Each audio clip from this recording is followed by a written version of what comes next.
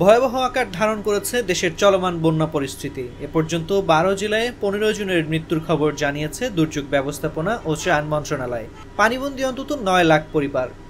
ভারতীয় পাহাড়ি ঢল ও টানা বৃষ্টিতে ডুবে আছে দেশের অন্তত ১২ জেলার বহু মানুষ। কোথাও কোথাও পানি কমতে শুরু করলেও বেশিরভাগ এলাকায় বাড়ছে। বেশ কয়েকটি নদীর পানি বিপদসীমার ওপর দিয়ে বইছে।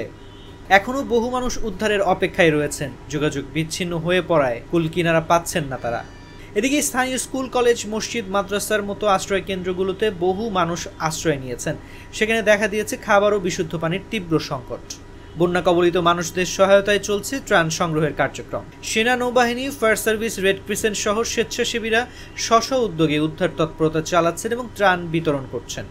সবচেয়ে বেশি ভয়াবহ পরিস্থিতি তৈরি হয়েছে ফেনী ও কুমিল্লায়। বিদ্যুৎ সংযোগ না থাকায় বন্যা কবলিত এসব জেলায় বিচ্ছিন্ন হয়ে পড়েছে টেলিযোগাযোগ সেবা। বিশেষ করে ফেনী জেলার অবস্থা বেগতিক।